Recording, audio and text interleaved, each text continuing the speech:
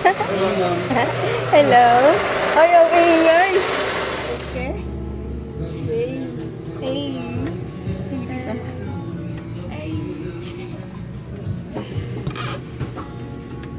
So, magagmaga. Hello.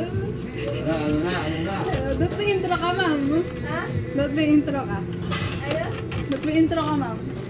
Ang ganda ang intro. Alam. Ito ma'am, parang vlog. Hi vlog, welcome to my guys. Okay, so today gagawa tayo ng meal plan. Nagustuhan nila last time yung Cobb salad natin. Eh! Kaya yun ulit yung gagawin natin. Requested ulit na Cobb salad. Okay?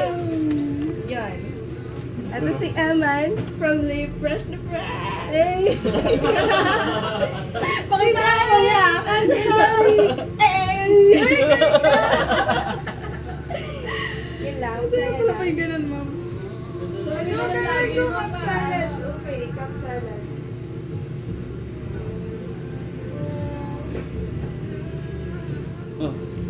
Okay, dahil may requested si Sir Edwin, ayaw niya ng grilled chicken. So, ang gagawin natin ngayon is, i-shredded natin yung chicken niya. Kasi bago siyang implant. Bagong implant yung ngipin niya. So, ito ay i-boil natin.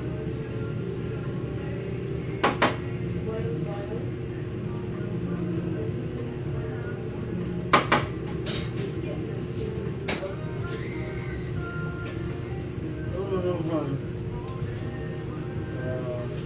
I-prep muna natin ang lettuce. So, dun tayo sa kabila. Sa bar area. Tawa-tawa sa akin sila, oh. Change career na to. Yeah, change career na tayo. Dito tayo sa bar. Dito natin i-prepare ang lettuce. Saan ko ito lalagay? Ang ganda niya dito. Kitang-kita. Pero pag may nagkuha ng ice, yari tayo.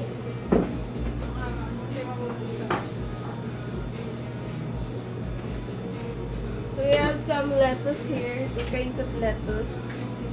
Romaine and iceberg.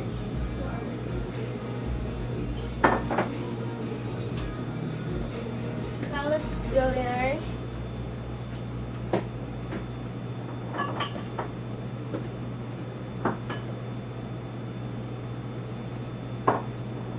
tapos change angle ulit tayo. Saan ilalagay? Diyan, ma'am, parang Dito.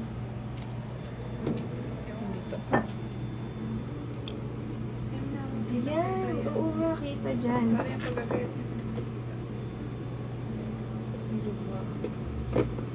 Lagyan natin dito. Diyan na lang. Yun, ito pala.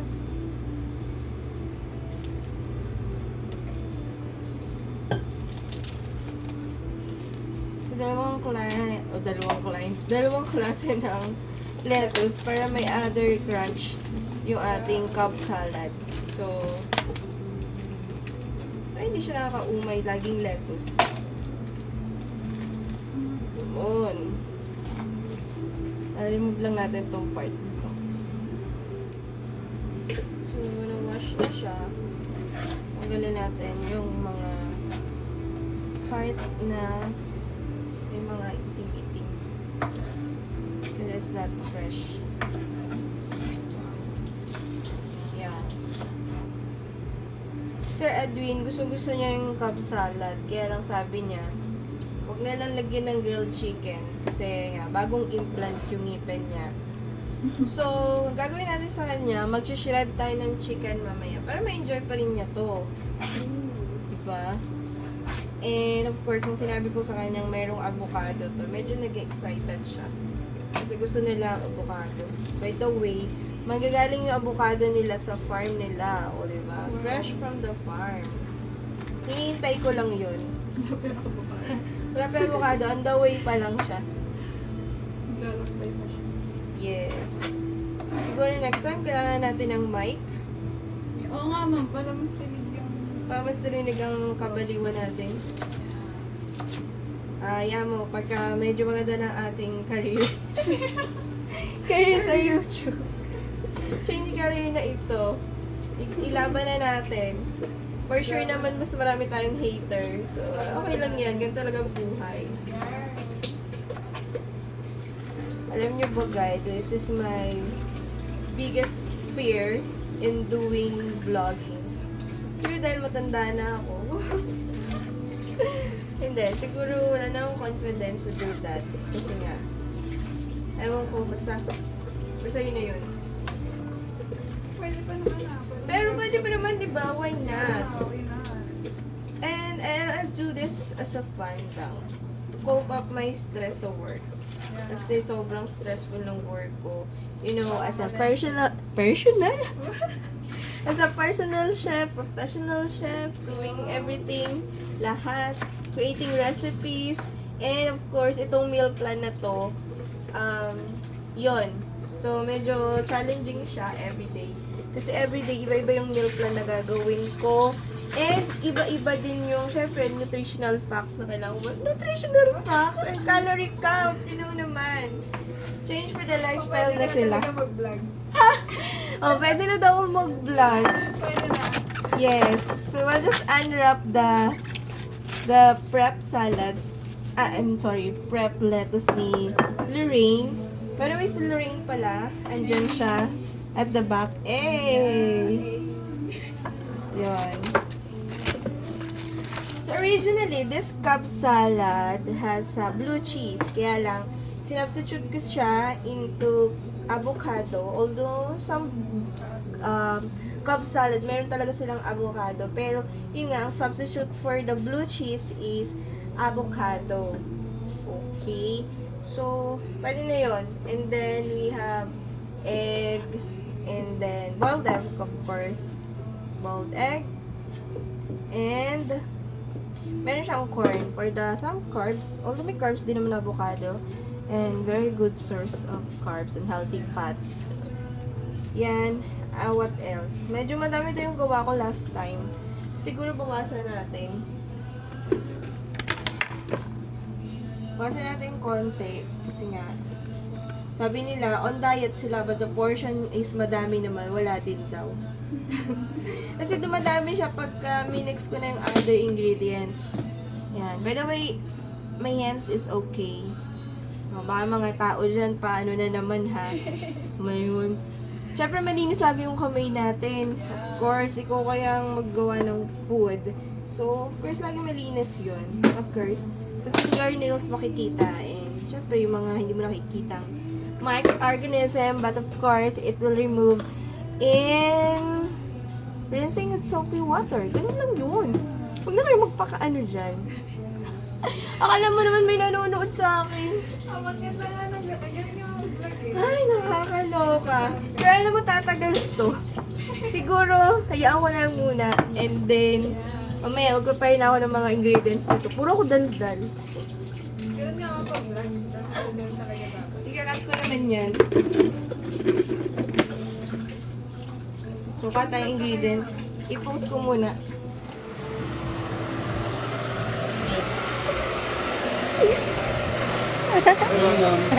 Hello? Ay, okay yan.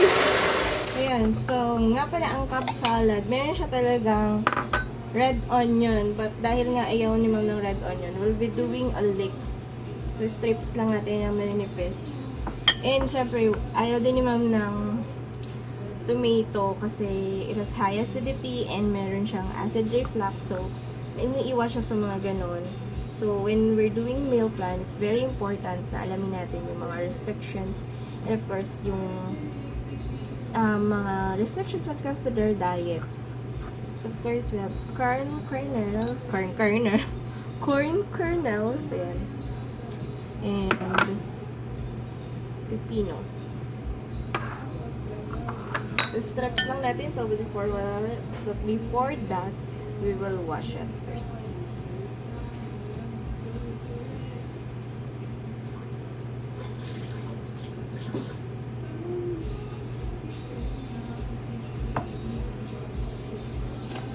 Ibang mga meal plan ko, hindi ko na sila na-vlog before.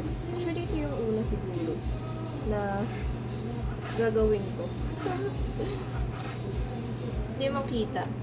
Anyway, papakita ko na pagka nahiwa ko na. So, yan. Strips lang siya. Okay. So, strips siya. Mahaba. Pero, of course, itong onion leeks na to, of course, meron siyang parang slimy something sa kanya kapag hiniwa mo lang siya as is. So, in order to remove that, kailangan mawala yung pagka-slimy niya. Like, yung ganyan sa loob. So, ang gagawin mo, kailangan mo siyang ilagay sa cold water. So, para magkaroon ng cold water, lagyan natin ng ice. And, with that, mawawala na yun, mawawash out. And, mas magiging fresh and crunchy. And, of course, yung beautifulness ng pagka-curl-curl niya.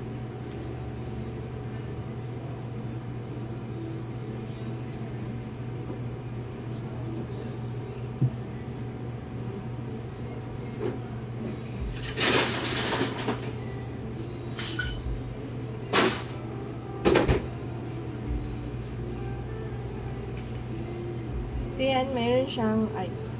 And, set aside lang natin. For ito, hindi natin tatanggalin yung green part. Will not peel it off. But, i-retain natin siya for the crunchiness. Of course, remove the seeds.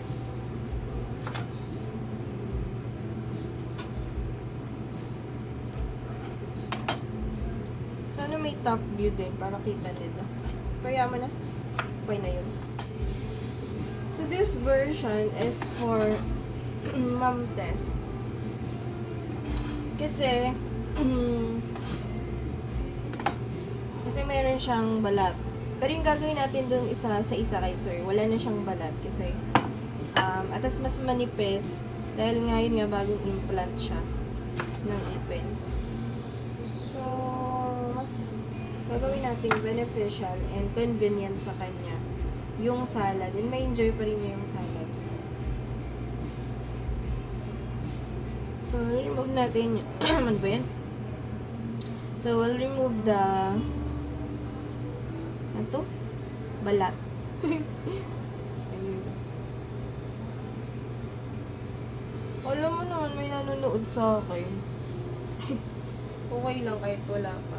Wala pa, yeah. We're just manifesting everything. Lahat naman ng 100, nag-start sa 1. Diba?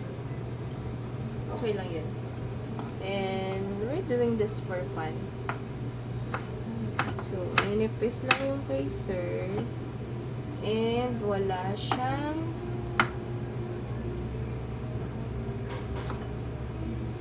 balat. Because of this. Yan. Lalay natin siya dyan. Ito yung kay Sir Edwin. Siguro nga mas maliit pa yung mga lettuce niya. I think mas paliitan ko pa.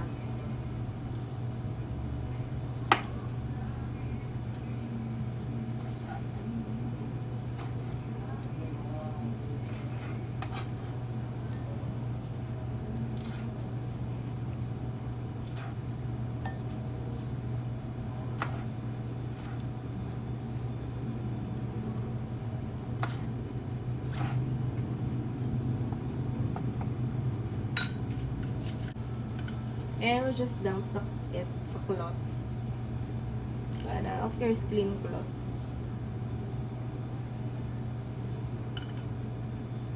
Okay, line lang natin siya dyan.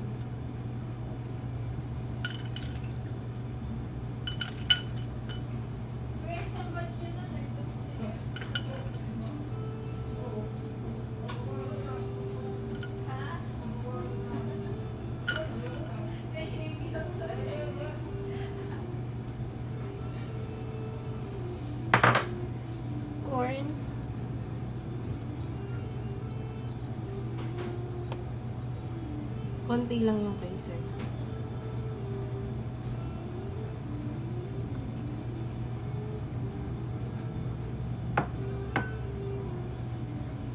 Ayan. itsura niya. Wow. So, medyo kulang siya sa color kasi nga walang red tomato. But it's okay. It's the client's or the guest preference. Wow. Wow. Check na natin yung pinapakuluan nating breast.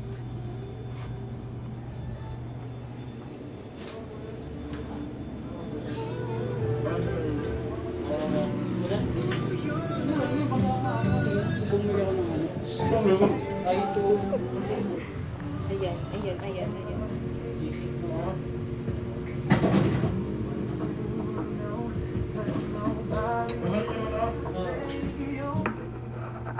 Dalawang kinds ng chicken. So, shredded chicken and grilled chicken.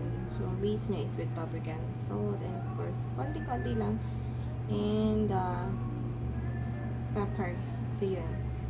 And, we also have boiled egg here. So, we'll just line it over here beautifully. Pero, gusto nila pag sinerve, hindi nakaganto. Naka-mix together na siya.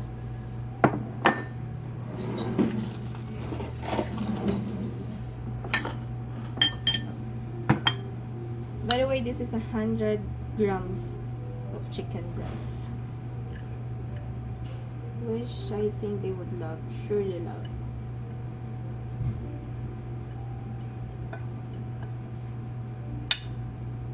So, medyo heavy yung Cobb salad with them. It's roughly around 550 calories. And that's okay.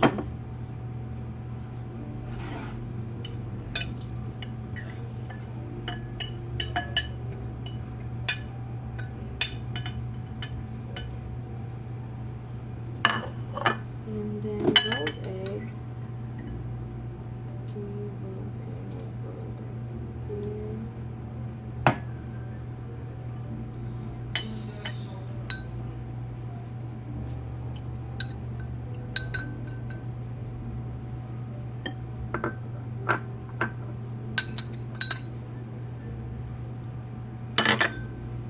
Ayan siya. So, dalawang version. We're just waiting for the avocado. And then later, papakita ko sa inyo yung ginawa kong dressing.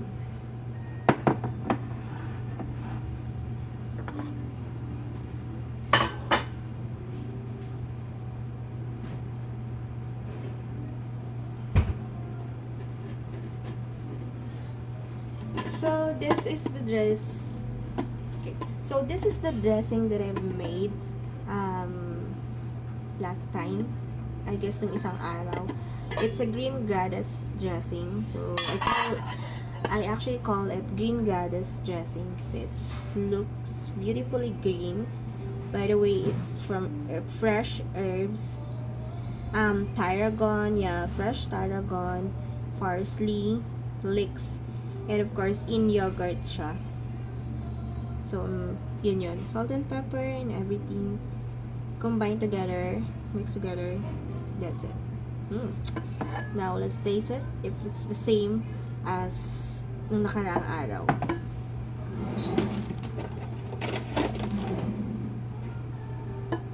Try it.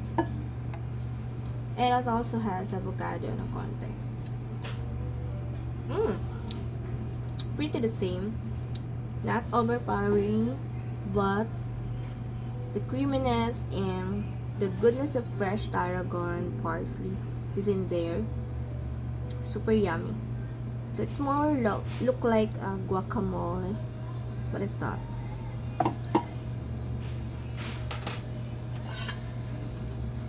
Okay, so I think that's it. Yung avocado na lang on this side, and then we'll just mix it together and serve it fresh. So for now, we'll just cover it with cling wrap and then put it in the fridge. Oh, by the way, we have here some leftovers lettuce. So, mini-measure din natin yan and nilalog sa spoilage report so that we will have an accurate report of, you know, in doing business, you need to measure everything. Okay, you always have a control measures. Otherwise, you'll not get your real profits are. So you'll be more aware in doing such an ingredients, or I mean in doing such recipe if it has many spoilages, and one of those are the lettuce. It has a very short shelf life. So that's why we need to measure it as always. And everything, lahat ng gulay, vegetables, fruits, everything should be logged at the spoilage report. Of course, yun. So here in our cafe, we're doing that.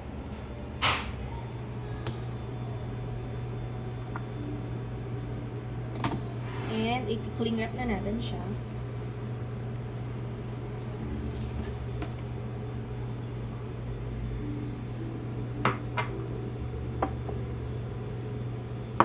So, bakit nga ba kinikling wrap? Okay. So, kaya siya kinikling wrap is of course not just to cover it, but to retain the freshness. And similarly, kapag mayroon siyang mga kasama sa loob ng chiller na hindi naman katulad niya. Yun. So, parang ganun lang yun. And it's more hygienic. And that's it. That's the proper way of storing food in fridge. Never put,